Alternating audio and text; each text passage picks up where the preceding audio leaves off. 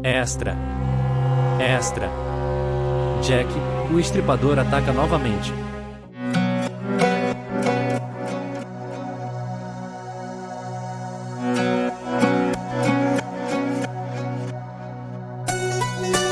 Olá pessoal, sejam muito bem-vindos ao nosso canal Relembrando Histórias, e no vídeo de hoje vamos relembrar a história de Jack, o Estripador, um serial killer que possivelmente pode ter sido um advogado da época, e que atormentou um bairro pobre de Londres, conhecido como Whitechapel no ano de 1888. Rápido como um felino, deleitando-se em sangue, um assassino brutal, escolhia as suas vítimas entre as trabalhadoras de um bairro pobre de Londres.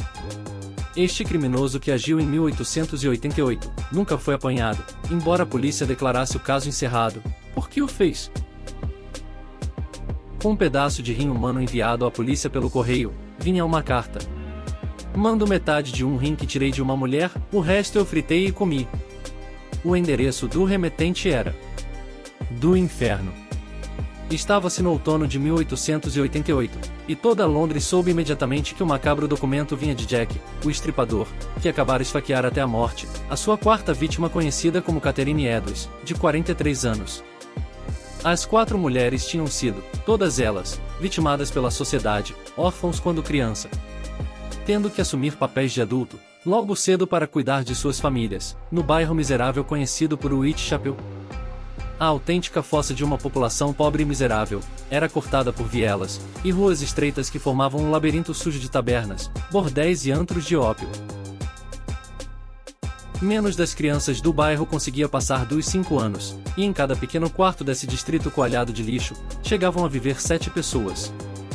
Para não morrerem de fome nestas condições desesperadas, muitas jovens não tinham outra alternativa, senão começar a trabalhar logo cedo. Eram estas as mulheres que, por razões inexplicáveis, constituíam as presas do Estripador, que nunca foi apanhado, nem sequer identificado. Morte no nevoeiro. A primeira vítima foi Mary Nichols, a Polly, de 42 anos, cuja garganta foi cortada na noite de 31 de agosto. Enquanto ela morria deitada no beco sujo, o assassino rasgava-lhe o abdômen com uma faca de 25 centímetros de lâmina. 8 dias depois, Darkene Chapman, de 47 anos, já enfraquecida pela tuberculose, foi morta exatamente da mesma maneira e com o mesmo tipo de arma. As pessoas lembraram-se então do assassinato de uma outra trabalhadora de Whitechapel ocorrida anteriormente. Como esta morrera apunhalada, a polícia considerou não haver ligação entre os casos, mas o público tinha opiniões diferentes, e protestou receoso, obrigando a polícia a enviar reforços para o bairro.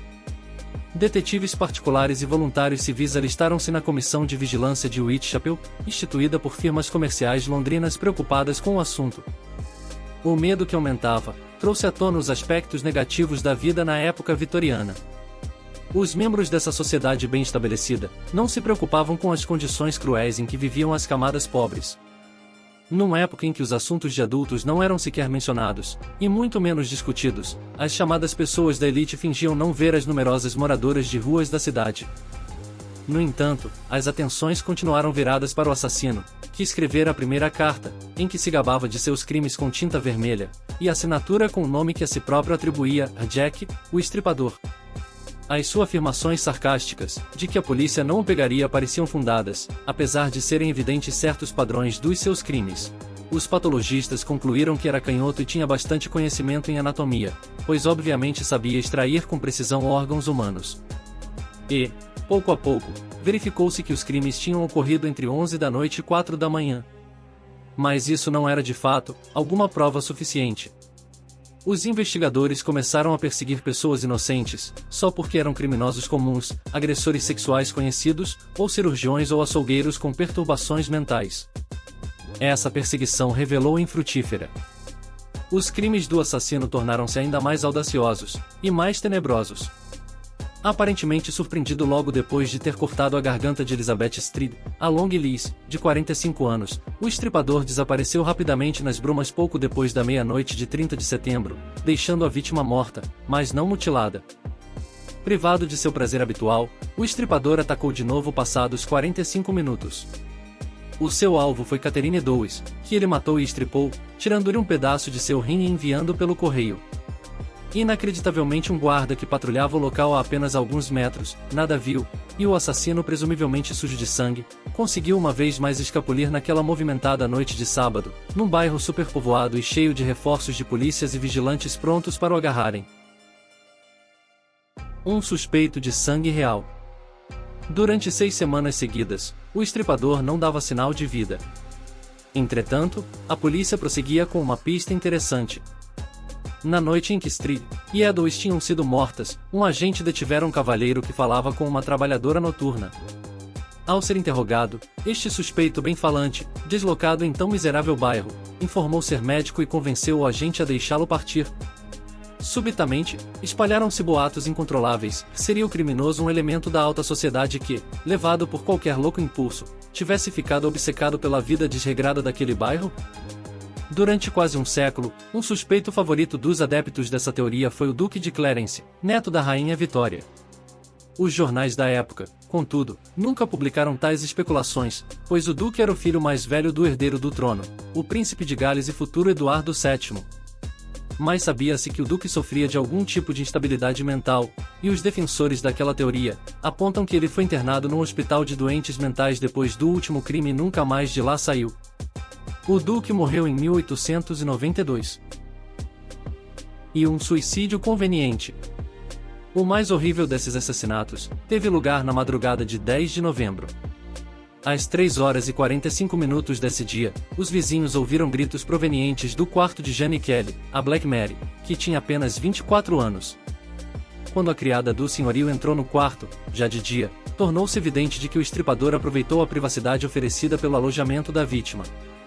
Minuciosamente tinha tirado as vísceras do cadáver, removido o coração e os rins e arrumado pelos quartos as outras partes do corpo. Este crime brutal e bizarro foi o último atribuído oficialmente a Jack, o estripador. Algumas semanas depois, a polícia encerrava o caso, sem qualquer explicação ao público perplexo. Os membros da comissão de vigilância de Whitechapel foram informados em particular que o assassino confessara antes de se jogar no Tâmisa. Mas até hoje a nota de suicídio nunca fora publicamente apresentada, nem o seu conteúdo revelado. Muita gente suspeita de que autoridades engendraram um embuste para protegerem ou o Duque de Clarence, ou algum agente de polícia. Quanto à história do homem afogado, fora realmente retirado do Tâmisa, o corpo de um suicida depois do assassinato de Black Mary Kelly. No dia 3 de dezembro, Montague John Druitt, um advogado com uma vida difícil e obcecado pela doença mental da mãe, matou-se por afogamento. A sua nota de suicídio nunca exposta ao público, podia bem ser a confissão mencionada pela polícia ao encerrar o caso. Filho de uma família aristocrática de médicos, Druitt tinha boas ligações com a alta sociedade inglesa, tendo frequentado um colégio de prestígio. Os seus confrades num clube de elite, e os ditos elitistas, que proviam das mais importantes famílias do país, e todos os que conheciam o advogado, em que ele detestava as mulheres. Em 1º de julho de 1888, a senhora Druitt foi internada em uma clínica de doenças mentais. O filho visitava-o regularmente, talvez com receio quanto à sua própria instabilidade mental. Para se dirigir à clínica, quer do seu escritório de advogado, quer de um colégio de rapazes onde era professor de educação física, Druitt tinha que passar pelo bairro de Whitechapel. Terão os receios de Druitt, conjugado com seu ódio às mulheres, produzido um monstro que se intitulava Jack, o Estripador? Para algumas pessoas, parece provável que a elite tenha utilizado o seu elevado poder social para proteger o bom nome de um dos seus. Talvez tenham encorajado Druitt a se suicidar, ou até se tenham juntado para matá-lo, terminado assim com o seu vício bárbaro e insaciável. E depois, ainda segundo os defensores dessa teoria, terão convencidas as autoridades a encobrir a verdade e encerrar o caso. Suspeito de 14 assassinatos, o criminoso foi talvez o culpado apenas de 5, durante o seu reinado de terror de 3 meses. Fascinado pelo sangue, escolhendo as vítimas de forma que os locais dos crimes formassem uma cruz no mapa de Whitechapel, Jack o Estripador nunca provavelmente virá a ser identificado e muito menos compreendido. Bem pessoal, essa foi a história de hoje.